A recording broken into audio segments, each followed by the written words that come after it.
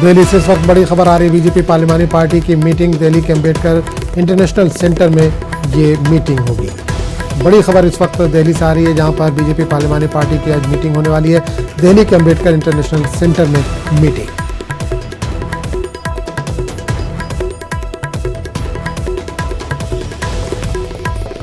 बड़ी खबर दिल्ली से इस वक्त आ रही, बीजेपी पार्लिमानी पार्टी की मीटिंग दिल्ली के अम्बेडकर इंटरनेशनल सेंटर में मीटिंग।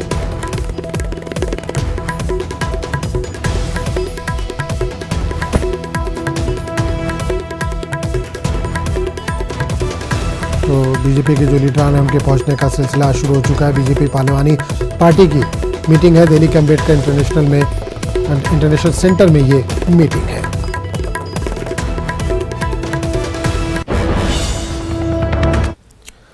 झारखंड में हुक्मरान इत्तेहाद में सब कुछ ठीक ठाक नहीं चल रहा है। जेएमएम की क़यादत पर हलीफ कांग्रेस ने पार्टी अरकान असेंबली को नजरअंदाज करने का इल्जाम लगाया। ज़राए के मुताबिक कांग्रेस की जानिब से वज़ीर आला हेमंत सोरेन को कॉमन मिनिमम प्रोग्राम के तहत कुछ तजावीज़ पेश की गई थी, जिस पर उनका कोई जवाब नहीं आया। कांग्रेस को वज़ीर आला का तर्ज अमल नागवार गुजरा है। झारखंड में कांग्रेस उमूर के इंचार्ज अविनाश पांडे का कहना है कि किसी को इस गलत फहमी में नहीं रहना चाहिए कि वो अकेले हुकूमत चला सकता है। इस बीच दिल्ली में झारखंड के कांग्रेस अरकान असेंबली और तंजीमी ओहदेदारों की आज मीटिंग है।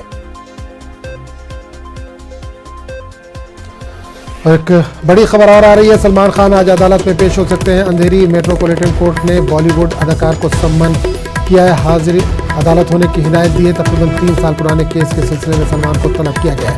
सलमान के बॉडीगार्ड नवाज इकबाल शेख को भी तलब किया गया। शिकायत कुनंदा अशोक पांडे की तरफ से मुकदमा दर्ज किया गया। तो बड़ी खबर इस वक्त आ रही है सलमान खान के ताल्लुक से। सलमान खान आज अदालत में पेश हो सकते हैं। अंधेरी मेट्रोपॉलिटन कोर्ट ने बॉलीवुड अदाकार को सम्मन किया है। हाजिर अदालत होने की हिदायत दी गई है। तकरीबन 3 साल पुराने केस के सिलसिले में सलमान खान को तलब किया गया। इस पूरे मामले पर बात करें, सीधे रुख करेंगे मुंबई, जहां समान नुमाइंदे अमित इस वक्त जोड़ है। अमित, सलमान खान को आज अदालत में पेश होना है, क्या है पूरा मामला?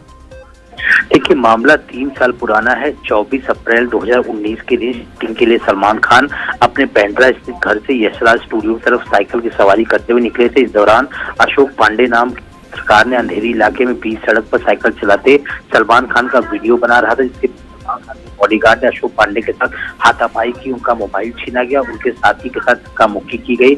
इस घटना के वक्त सलमान खान उनके बॉडीगार्ड नवाज इकबाल शेख पर उनके साथ गाली गलौज और बदतमीजी करते उन्हें धमकाया गया। और इस मामले में मुंबई के DN नगर पुलिस स्टेशन में मामला दर्ज किया गया।